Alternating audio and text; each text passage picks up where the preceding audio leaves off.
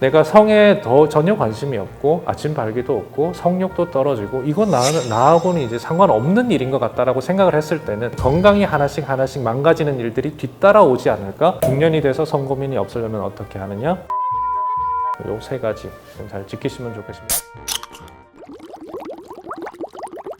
안녕하십니까. 비뇨의학과 전문의 고재익입니다. 남자는 어떻게 일어서는가 라는 제목의 책으로 남성 성기능을 자연적으로 어떻게 올릴 수 있을까, 여러분들의 건강을 어떻게 지킬 수 있을까에 대한 이야기를 전하고 있습니다. 오늘 채널 사이다에서 재밌는 내용으로 또 여러분들 찾아뵙습니다. 끝까지 한번 지켜봐 주시죠. 기본적으로 성욕 자체가 많이 떨어졌어요. 성욕이 굉장히 떨어져 있어요. 옛날에는 60대 어르신들이 요즘 부부 생활 있으십니까? 그러면 예? 왜 묻냐? 이런 느낌으로 너 그거 왜 질문 왜 해? 당연한 거 왜 물어? 이런 느낌이었어요. 요즘은 진짜 반반인 것 같아요. 부부 생활 안 한 지 꽤 됐습니다. 이런 대답이 되게 많아졌어요. 그리고 젊은 층에서도 관계를 안 하시는 분, 발기부전이 되게 많아졌어요. 그래서 오히려 사는 기간은 늘어났는데 성생활을 즐기는 비율이라든지 그게 줄어든 게 확실하게 느껴집니다. 사회적인 스트레스가 많아서 그럴 거예요. 사회적인 스트레스가 너무 많고 수면 시간이 줄어들면 사실은 성기능 자체가 줄어버립니다. 스트레스가 많아지면 성기능이 떨어지는 제일 첫 번째 이유는 스트레스를 견디기 위해서 우리 몸에서 코티솔이라는 스트레스 호르몬이 나와요. 얘의 특징이 뭐냐면 남성 호르몬을 찍어 눌러요. 스트레스라는 것 자체가 자연 상태에서 보면 위기잖아요. 식량을 제때 구하지 못한다든지 옆에 부족이 쳐들어왔다든지 저 앞에 사자가 있다든지 그럴 때 성욕을 느끼면 안 되죠. 스트레스 상황에서도 발기가 잘 되거나 스트레스 상황에서도 성욕을 열심히 느끼던 사람들은 이제 다 가신 겁니다. 자연 상황에서 이미 필터가 돼버렸고, 우리는 위기를 느끼거나 스트레스를 느낄 때는 지금은 그럴 때 아니다라고 적응한 그런 사람들이 지금 사람들이 아닌가, 저는 그렇게 생각을 하거든요. 그래서 스트레스가 만연하다 보니까 전반적으로 남성 호르몬이 떨어지고, 거기다가 나이가 들면서 우리가 유병장수한다 그러죠. 만성 성인병 2개, 3개 가지고 있는 사람도 굉장히 많습니다. 그런 것들이 또 성기능을 다 좀먹어요. 만성 성인병의 비율은 올라가고 스트레스의 비율은 올라가면서 남성 호르몬은 떨어지고, 그러니까 성기능이 제대로 발휘되지 않기 때문에 잘 안 되니까 안 하고 싶은 거고, 아니면 남성 호르몬이 떨어지면 발휘가 잘 되더라도 하고 싶은 생각이 안 날 수도 있는 거죠. 그래서 예전과 그런 차이가 확실히 있다고 저는 느낍니다. 여성이 성욕을 회복하는 시기가 아이들을 어느 정도 기르고 나서 아이들이 학교도 가고 이제 엄마 덜 찾는 나이가 이제 40대 후반, 50대 초반 그럴 때잖아요. 폐경기 이전에 시간이 어느 정도 이제 자기에게 허락이 된 그 순간에 이제 성욕이 돌아오게 됐는데, 그 상황은 남자들의 입장에서 성욕이 제일 떨어질 때거든요. 왜냐하면 사회적인 스트레스가 굉장히 많고 부모님이 아프기 시작하고 애는 이제 학교 들어가서 들어갈 돈이 많잖아요. 남편은 걱정도 많고 스트레스도 많고 이러다 보니까 성욕이 뚝 떨어지는 나이인데, 여성들은 이게 돌아올 수 있는 포인트가 이제 그때가 아닌가, 저는 그렇게 생각을 해봐요. 상황적으로 제가 또 그 나이니까. 속궁합이 나이가 들었을 때 노년의 부부 사이에 문제가 있냐 없냐, 그때 문제가 될 것 같았으면 젊었을 때 문제가 되지 않았을까요? 노년에 속궁합 문제 가지고 고민할 필요는 있을까, 그런 생각은 합니다. 그럴 수 있죠. 왜냐하면 아까 말씀드린 것처럼 남자의 스트레스가 증가되고 피로도가 너무 급증하게 되면서 남자가 성욕을 잃거나 그런 과정 속에서 성기능이 떨어질 수가 있죠. 근데 그런 상황에서 여성 쪽에서는 그런 걸 원하고 있을 상황이 있을 수 있으니까, 그런 부분에서는 이제 남성의 건강 개선 또는 발기력 향상을 위한 다른 노력을 통해서 이런 부분을 메꾸기 위한 또 노력이 필요할 수 있겠죠. 그걸 위해서 이제 저희 비뇨의학과 의사들이 있는 거고, 의리라든지 사랑이라든지 다양한 개념이 있잖아요.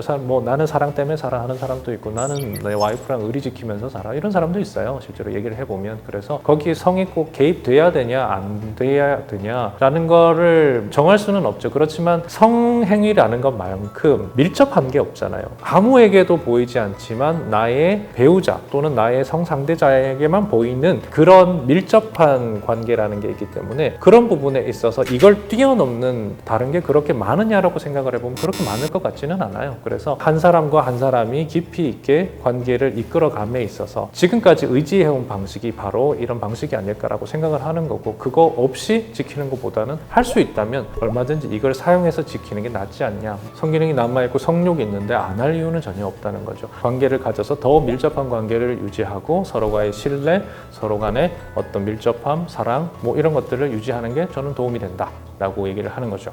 그 퍼센트를 못 매길 것 같아요. 사람마다 다를 것 같아요. 실제로 남성의 생식기의 크기가 중요하다라고 얘기하는 분들이 실제로 있어요. 조사를 해보면 뭐 한 20%에서 30% 정도 된다고 얘기를 하거든요. 그분들은 성기능을 넘어서 크기도 중요한 거죠. 성관계를 가질 때는 정말 뭔가 대단한 뭔가가 일어나야 되는 사람들도 있는데, 많은 수의 사람들은 서로 그냥 살을 맞대고 체온을 나누고 그 밀접한 교류 자체에 의미를 두는 사람들도 굉장히 많거든요. 그래서 성행위라는 것 자체에도 이렇게 다양한 의견이 있는 것만큼 성행위를 해야 된다, 안 해야 된다 라는 부분에 대해서도 사람마다 의견의 차이는 있을 수 있다고 생각을 해요. 이걸 점수로 매기지는 못할 것 같지만 굉장히 중요한 요소라고는 말할 수 있을 것 같아요.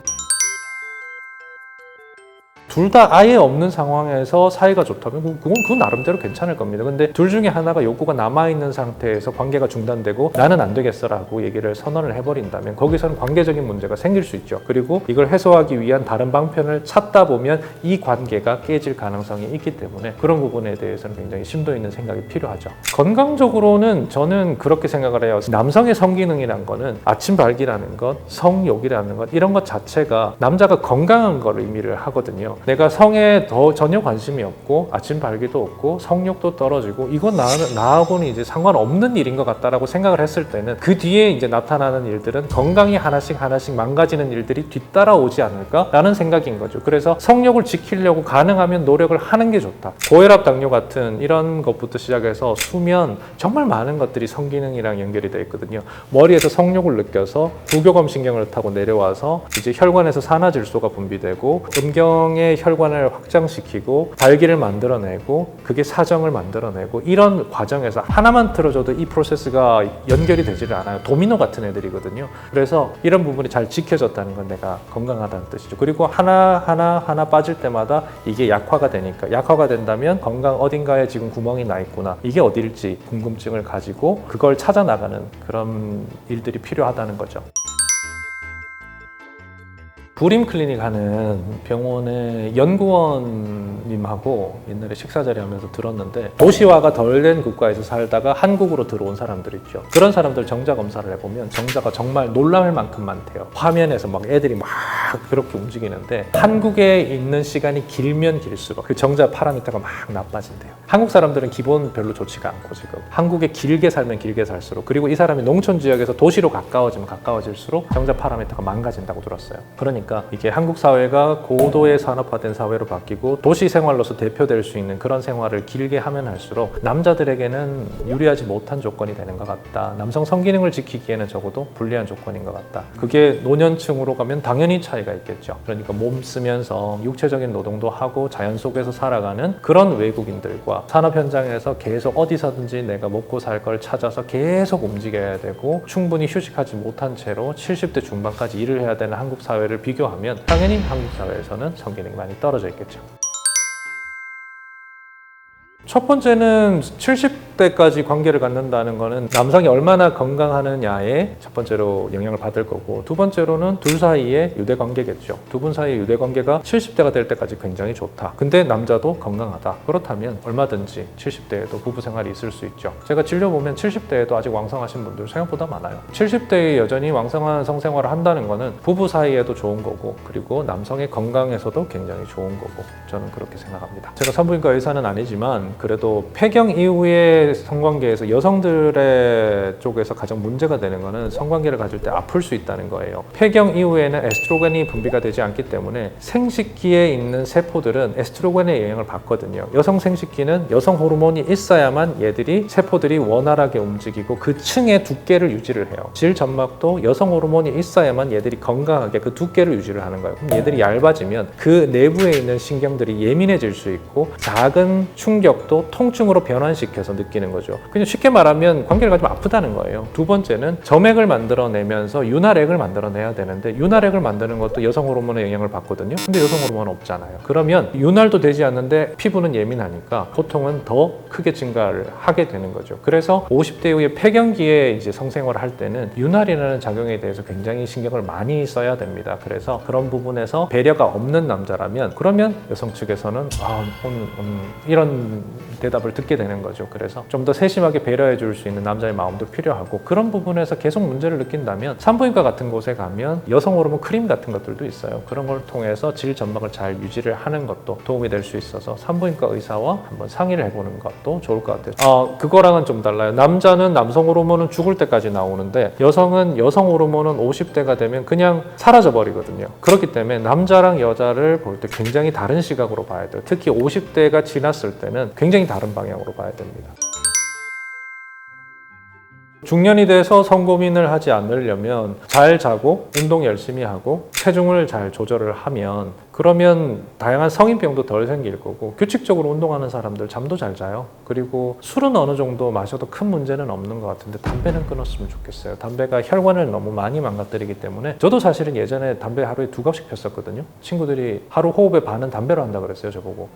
그런데 끊으면 끊더라고요. 중년이 돼서 성고민이 없으려면 어떻게 하느냐? 규칙적인 운동, 금연, 그리고 체중 조절, 요 3가지 좀 잘 지키시면 좋겠습니다. 아주 기본적인 내용인데요. 반복적으로 이런 게 계속 얘기가 나오는 건 실질적으로 그렇기 때문이에요. 어렵더라도 그게 또 생활화되고 나면 아무것도 아닙니다. 그러니까 한번 해보세요.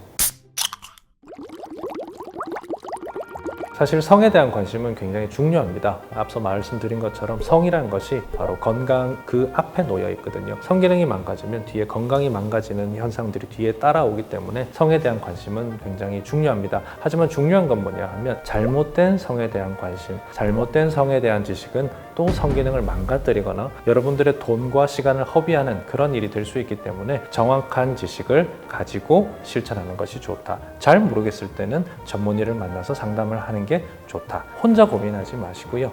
남탕에 가서 옷을 벗는 게 이상한 게 아닌 것처럼 비뇨의학과에 오셔서 성에 대한 이야기를 하시는 건 굉장히 자연스럽습니다. 그러니까 부끄러워하지 마시고 주저하지 마시고 오셔서 과학적이고 의학적인 이미 검증된 내용에 대한 정보를 받도록 노력하셨으면 좋겠습니다. 이상입니다.